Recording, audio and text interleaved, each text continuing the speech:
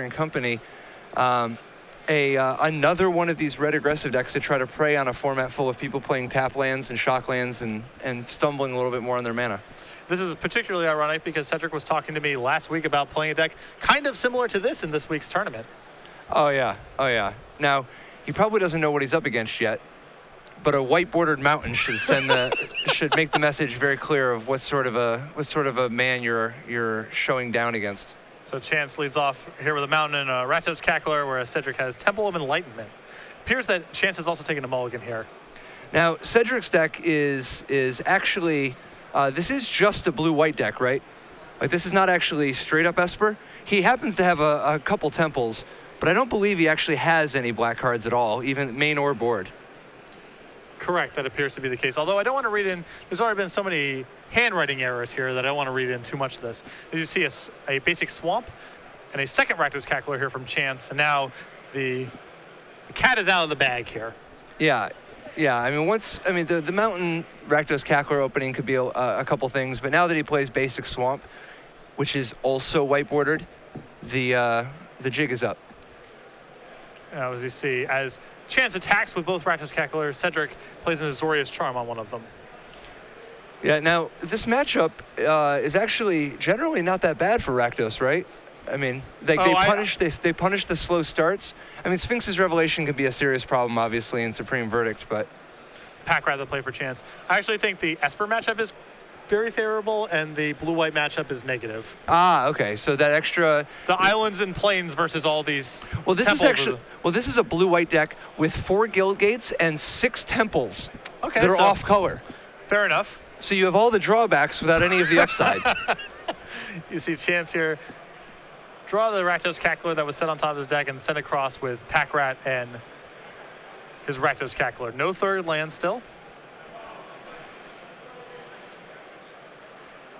And Chance redeploys the Rakdos Cackler. Yeah, one of the real risks of these temple decks is the possibility that their 4th turn they won't have an untapped land for Verdict. Yeah. But it looks like Cedric has the untapped land, so if he has a Supreme Verdict, he can get a huge, huge leg up in this game. And that is what we're going to see. Oh no, a Jace. Jace, Architect of Thought here, still very good for Cedric here. Particularly since Chance missed his land drop. So Chance now with still no third land, Pack Rat and 2 Rakdos Cacklers alongside his mountain and his swamp, trying to see if he can figure out some way to remove this Jace from the table. Yeah, and I don't think it's happening this turn, but he does want to try to put as much pressure on Cedric as possible.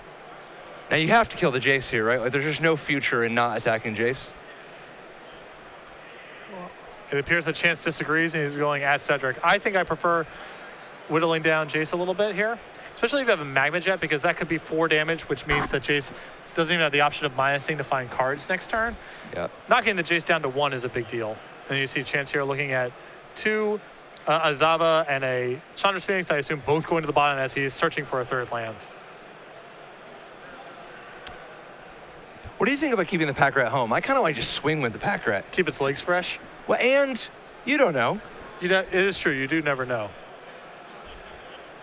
I guess it is arguably better if Cedric has Domestication for the Pack Rat to be tapped rather than untapped. It's also true. All the little nuances. Oh, yeah. That's how you got to play these red-black decks, nuanced. Yes. So... I find enjoying a fine Rakdos deck to be like enjoying a fine wine. You know, you have to have a palate for it. You have to have an appreciation for the subtleties. Yeah. And Jace is going up, and there's Supreme Verdict. A really powerful sequence for Cedric. Absolutely.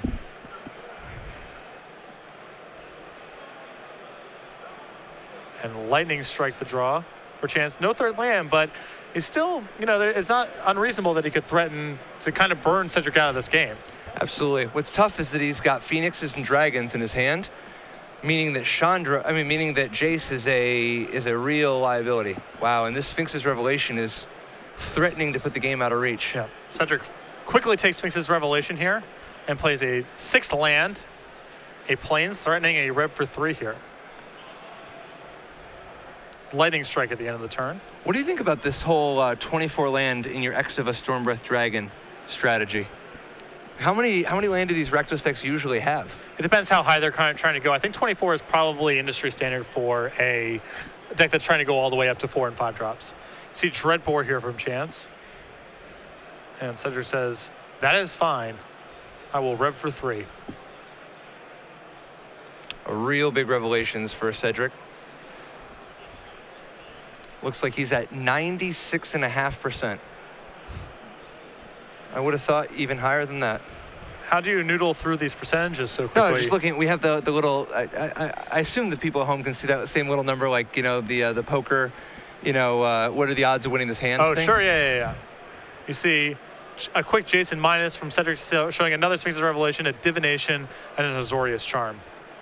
You got to just take the Sphinx's Revelation for the extra life gain, right? Like, I mean, that's the single best thing you got going on here. You've got all the tools to win the game. Just make sure you don't get burnt out, right? Yeah, it's hard to imagine Cedric losing unless some weird, skull crack, other burn spell type of sequence happens. It's not going to be on the ground. It's not going to be through creatures. Yeah, and it looks like the computer agrees with you. 99%.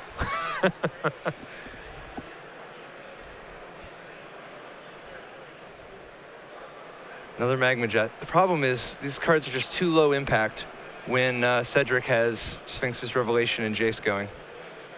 Yep. And Chance has looked at a lot of cards here as a Syncopate counters the Magma Jet. Absolutely. Why not? Good spot to use your Syncopate, I feel like. Sure. It's mana efficient. It's free. Plus, don't let him look for land, because you don't know what's in his hand. You don't want him getting into, you don't want him having any counterplay at all. Spike Gesture the draw for Chance. Something castable, at least.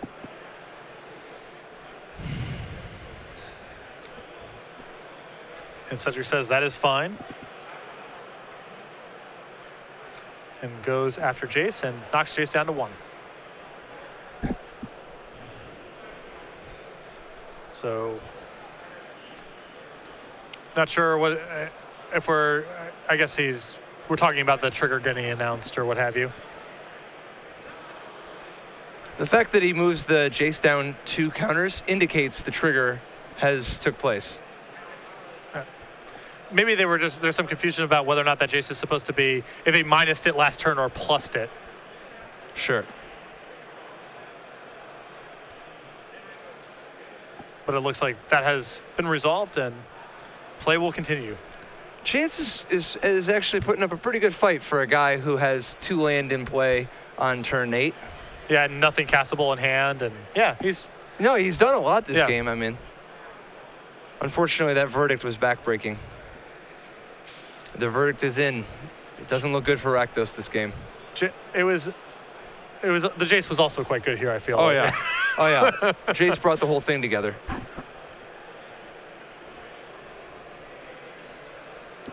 Cedric takes Jace up. And again, Cedric just trying to be very careful here. The way he taps his mana, make sure that he has access to all of his defenses on his and Chance's turn, and just trying to close all the doors. Now, if you're Chance, is Burning Earth gonna be a big part of your sideboard plan? I mean, he is just blue-white, but he's already shown Azorius Guildgate and Temple of Deceit.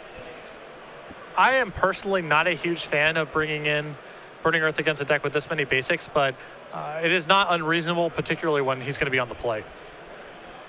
It's a very high variance card because there's still plenty of non-basics. They get draws, they can't really beat it, but they also have draws where they have like 1 dual land alongside some islands and some plains, and your Burning Earth looks pretty silly.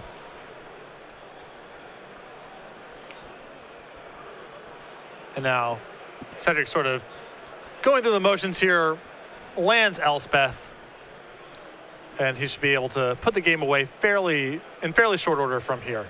Dissolve still at the ready.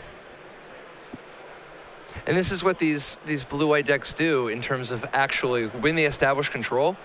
It's not like they have some iron lock or whatever. It's just that they create a big board position, and I mean, if everything goes well, they can end up with 1 counter spell just in case, just to make sure. Right. There's no forbid going on here. There's no capsize. There's no permanent lock. Right. No Icy Manipulator, Winter Orb, no Disrupting Scepter, mana drain. Right.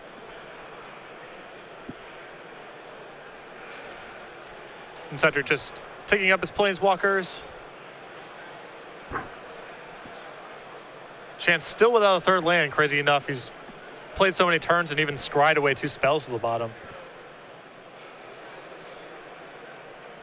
A lot of people might not realize this. Mana Drain not on the reserve list. Yep. It comes up a lot. Yeah. It is legal to be reprinted. I wouldn't hold my breath though. Probably not in a standard legal product. Chance finally finds his third land. It is, torturously enough, a Temple of Malice. Yeah. And just looking at a hand of uncastables and now, a Rakdos Cackler. Is it possible that he's just trying to figure out how to get the most information out of Cedric as possible? That is not unreasonable. It's going to be hard to extract a lot of information with your Rakdos Cackler here, but it's a noble effort. Oh no. See, I feel like that's just like the moment you don't unleash your Rakdos Cackler, it's like you've given up. Oh yeah, it is the white flag. Yeah. And and Chance has had enough, and we're going to be going on to the sideboard games. Now, I have Chance's sideboard in front of me. He has 2 copies of Erebus, God of the Dead, 2 Burning Earths, 3 Mizium Mortars, 3 Dark Betrayal, 3 Doomblade, a Mogus God of Slaughter, and an Underworld That's your boy. Cerebus. That's your boy. So, I would imagine his instinct here is to just go to, his Mogus and his 2 copies of Erebos and potentially the Burning Earth as well. That's up in the air, let's say, and remove some of his spot removal that's not very good in this matchup. Certainly, the Ultimate Price is not very well suited here. Maybe, some of his Magma Jet style cards. But I do, again, I feel like it's really hard to beat Esper decks by trying to just have a long game plan. The nice thing though is that since he has so much he actually has a little bit more early pressure than we saw that game. He doesn't have a ton. He's a little bit bigger of a Rakdos deck than most, but he's got a lot of cards to sideboard out that are real easy board outs, like Ultimate Price, Lightning Strike, or Magma Jet. Like some amount of those burn spells, and then coming in Erebos, God of the Dead. Great for shutting down the life gain from Sphinx's Revelation, and a durable threat that can live through Supreme Verdict. Plus, it actually attacks in this deck. Mogi's God of Slaughter, as we talked about, another source of damage. I mean, it is a real threat. Burning Earth, it's not clear if he's going to want it here, but I kind of think it's just better than a Lightning Strike. Yeah, that makes sense. And then finally, I actually think we're going to see Underworld Cerebus also. It's another slow threat, which is not the best kind here, but at least it's a very, very upside kind of creature. Sure. Like, this is a matchup where the symmetrical nature of it doesn't really punish you. And on Cedric's side, we have Pithy Needle, an Elixir of Mortality, a Fated Retributions, a Revoke Existence, a Blind Obedience, 2 Negates, a couple Glare of Heresies, some Archangel of Thunes, and some Gainsays. So right off the top, the 3 Archangel of Thunes, that's a really important game. And that actually, I mean, if Chance has been following the format, he might keep Ultimate Price, assuming that Archangels are going to come in because they've been so popular lately, which is a really risky gamble. Right. The concern that I would have if I was in Cedric's seat about bringing in the Archangels, it would be one thing if you were playing against a mono-red deck where maybe they bring in Mizium Warriors, maybe they don't. Or you're playing against a mono-black aggressive deck, a theoretical one, where it's, are they living in Ultimate Price or not? There's a question there, and that game forces them to either leave in their inefficient removal or possibly be caught with their pants down when you do have your threat. The problem here is that Chance is playing Rakdos, so he has Dreadbore. That's a card that he's already going to be keeping in his deck to fight over Jace and Elspeth potentially as well.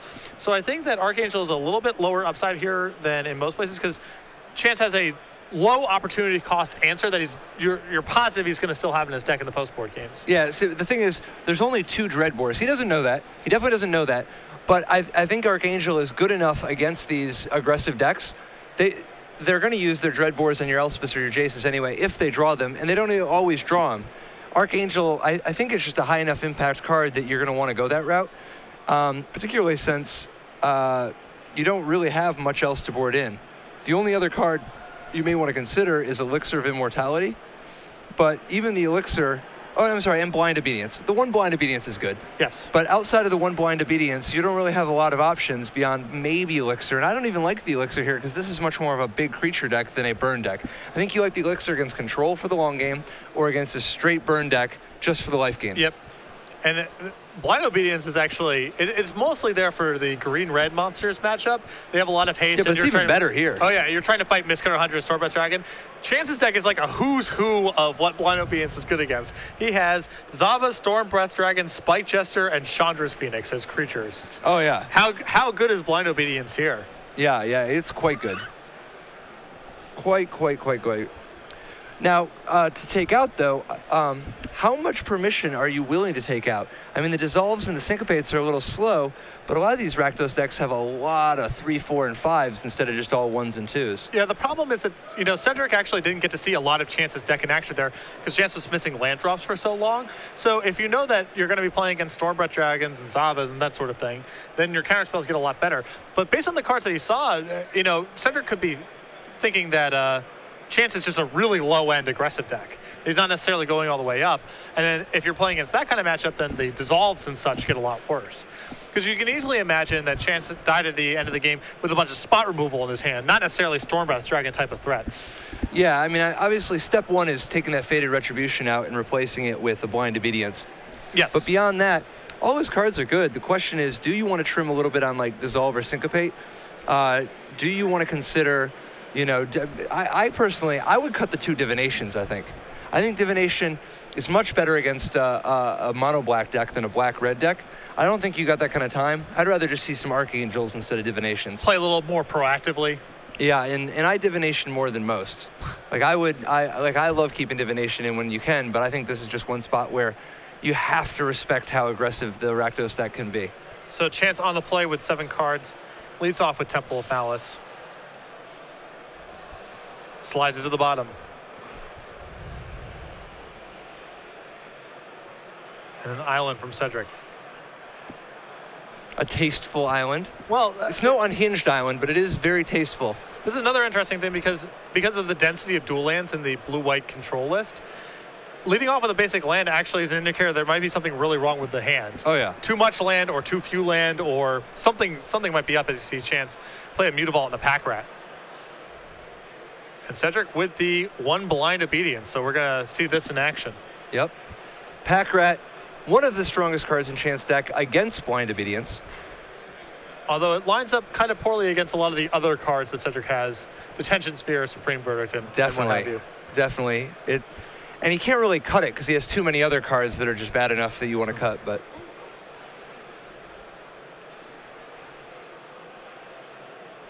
So now Chance plays a 3rd land, and I assume we're making a rat here, right? I believe we're making a rat. And it's really interesting how much the Blind Obedience changes the texture of this game because it's looked like Chance had this game plan of haste creature, haste creature, haste creature. Now that's all out the door. All off the table.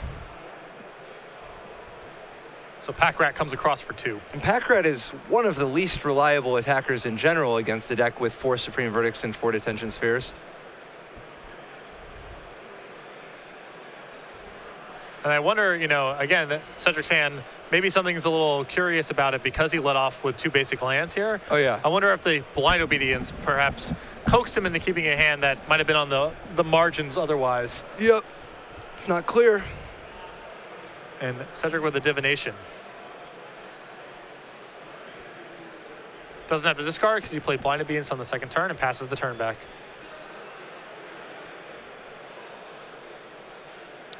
Another Temple for Chance. Yeah, this is definitely one of those games where it's really about what Cedric does because Chance's script is pretty much laid out, you know? Oh, so, it's interesting. I like this. Instead of committing more rats to the table, bash as hard as you can and play around Supreme Verdict. You know, I like that. Chance with a heads-up play. They're just animating his Mutavault and attacking along his 2 rats rather than play a 3rd rat before combat. Very smart play. I like that a lot.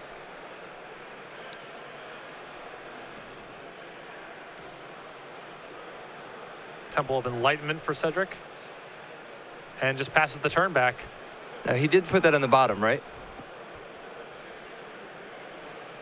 I did not catch a glimpse. So Chan's doing a very good job of operating around this Blind Obedience right now. Oh, yeah. Definitely. And as you said, turn 1 island out of a blue-white deck is a sign of weakness. Chance is again going to fire up the Mutavault and send his creatures across. Now, are we going to see a Last Breath or an Azorius Charm, you think?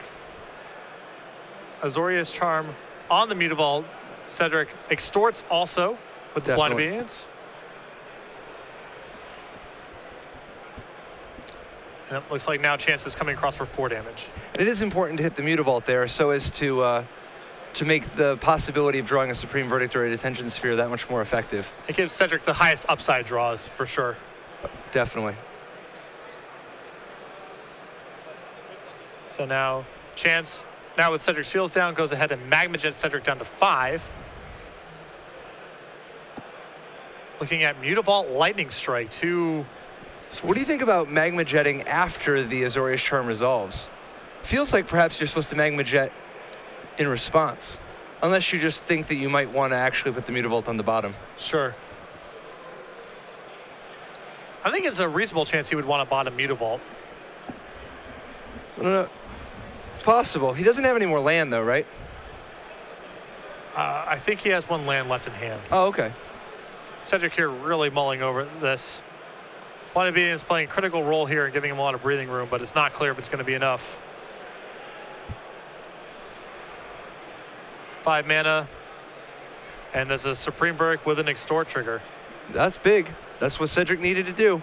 He is miles from out of the woods, but that is the right first step.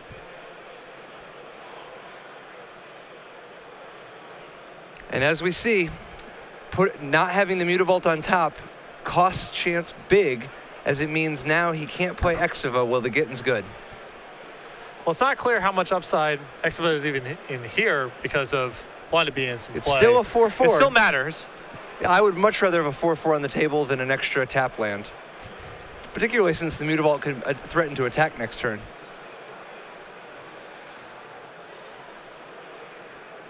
There's so much burn in Chance's hand, it looks like here. 2 Magma Jets as he's casting 1 now and a Lightning Strike as well. Yeah, I mean, if it weren't for Cedric's Blind Obedience, this game would be long over. In multiple dimensions. Yeah. The life gain and shutting off Chance's haste creatures, they've both been critical. Yeah. We are seeing the strength of Blind Obedience, basically single-handedly keeping Cedric in what would otherwise be a blowout. Archangel Thune the draw for Cedric. That's big. That's one of the few cards that he could play that actually gives him a way to make forward progress. Yeah. And Cedric passes it back. Now he's looking to counter the dragon that comes down next. Oh, he's going to go for the win. He's going to do the straight-up Lightning Strike. This is a very risky play here. Yeah, I mean, a lot of things can go wrong. See, I would, man.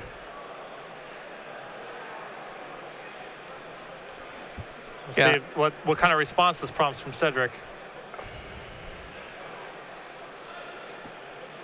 Cedric says, okay. Very aggressive. Now we're going to see a Sphinx for 2, effectively countering the Magma Jet. And if I'm Chance, at the minimum, I'm not a huge fan of the sequencing regardless, but at the minimum, I would want to do this on Cedric's upkeep. Yeah. Cedric had all of his mana available to him. At least make him spend his mana on his own turn and maybe set the stage for you to be able to resolve something else. Well, no, you would win because you have Mutavault to attack with. Sure. That's, I mean, I think you're exactly right. And now we'll see if Cedric can do something with the breathing space. Again, still definitely not out of the woods. Oh yeah, but this one's actually anyone's game. I mean, this is a real close one at this point. I mean, Cedric can drop the Archangel and extort. He's still dead to a lot of different draws, but he's making progress. And if he hits with that Angel, stuff starts getting, stuff starts getting real. The risk with because of that Mutavault being in play, the risk here is that Archangel means that he dies to a burn spell or a removal spell, freeing up the Mutavault and attacking for lethal. Yeah, I think there's just not going to be very many, there aren't very many potential removal spells Chance could have. And you can't really play around him at this point. You got to be moving forward. I mean, what's the alternative? Sit and try to cast 3 spells so you get enough extort triggers that you're not going to just die to a burn spell? Yeah. You can see Cedric just, every permutation of plays he goes over, it's just raised eyebrows like, well, that's a risk, and that's a risk, and that's a risk. So he is going to just pass the turn. We're not sure what other options he has, but he apparently has something that he finds more appealing than dropping Archangel of Thune. And we're going to see an Azorius Charm with an Extort trigger. No surprise there. Drags Cedric up to 2. Drags him, kicking and screaming. No, not up to 2 life.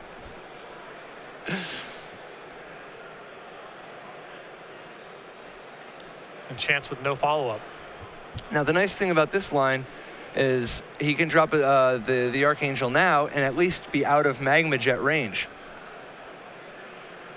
Looks like Cedric's a small favorite at this point.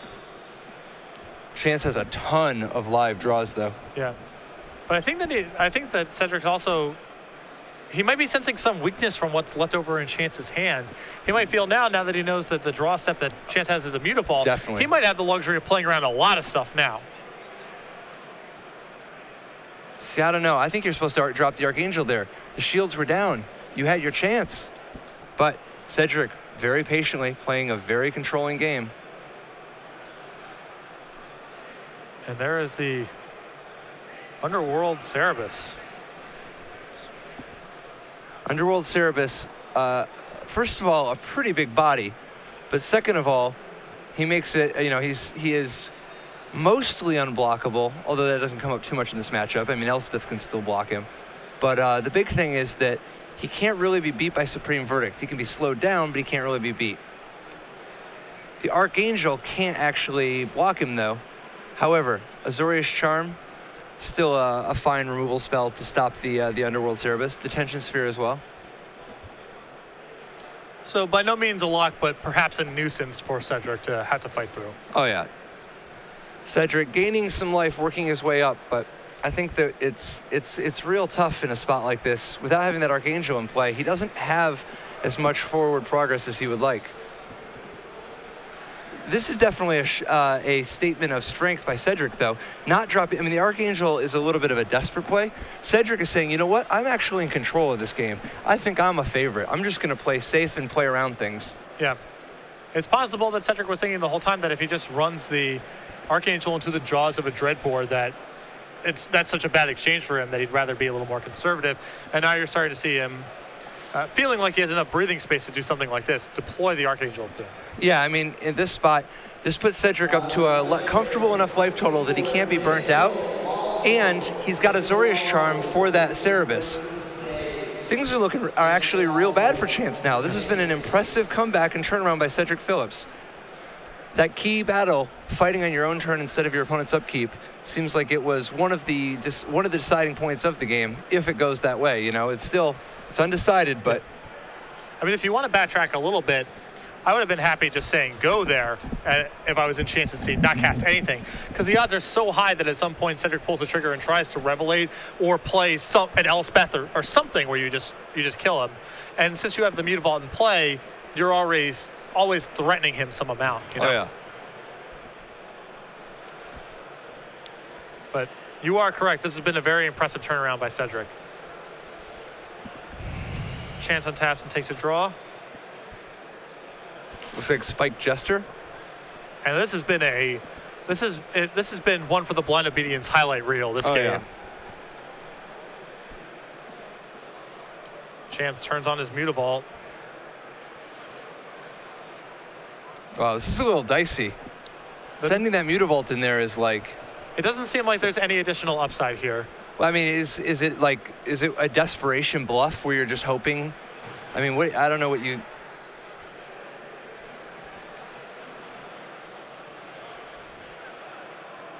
So I guess if you... No, yeah. Cerebus comes across and Cedric with the Azorius Charm.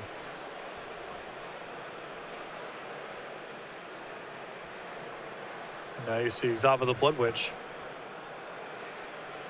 Bow to me. I still don't understand how Rorik Thar has to come into play tapped when Blind Obedience is in play. Doesn't make any sense to me, flavor police. Yeah. Now, if we can get Ben Stark on the phone, maybe he can answer for us why that could possibly be legal in this day and age. I mean, the ship has sailed with, Bone Splitter on River Boa or Remove Soul on Soulless One. Magic has a long history of this stuff kind of not making any sense. Another Archangel here from Cedric. So this is big. This is going to lock it up, I think. This is real big. So, and now we're seeing the Blind Obedience plus Archangel combo. Oh, yeah. Combo. Yeah. There's a lot of angles here. So the Extort trigger pumps one of the Archangels, but not the second one because it's still a spell on the stack. And so we're going to see another trigger resolve here and pump both Archangels.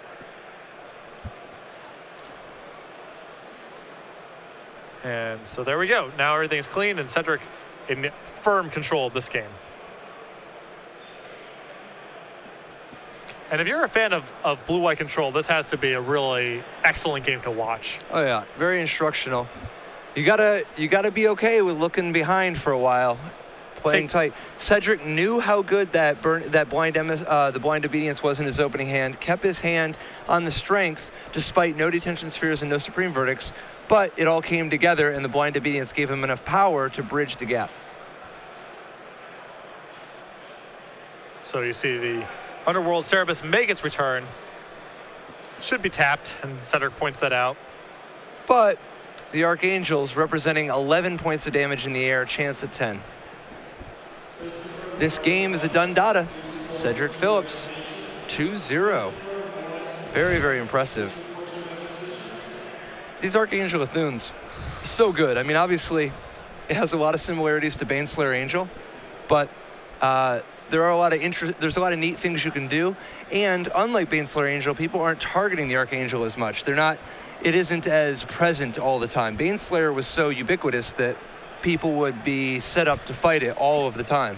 You see Cedric getting chances trying to figure if there's something else out here, but he's tapped out. He has a creature that can't block because it's unleash and doesn't fly, and Cedric just sort of thumbing his cards back and forth, waiting for the turn to get passed. Yeah. Cedric did the math. Another Archangel, another Extort trigger, and that's... Oh, if you have 3 angels, you know. Well, now I'm dead. Now, finally, now I'm dead, I guess. Cedric Phillips, 2 games to 0, beating Chance May in his Rakdos aggro deck. Blind Obedience, Archangel of Thune. Real high-impact sideboard cards from Cedric Phillips. Yeah, Blind Obedience is a really compelling case study because when that card came out, when it was previewed, a lot of people that I saw on the internet, even a lot of deck builders that I respect a lot, were talking about building Blind Obedience decks. They wanted to play 3 or 4 copies. They wanted to figure out a way to add enough cheap spells to do X, Y, and Z, all that. And that never really took any sort of foothold. But as a one-of in your control list, it's an enormous upside card. Yeah, it definitely has proven the deck builders and theorists talking about just adding a Blind Obedience or 2 to random decks has definitely bared out the way that the format has gone. And I think that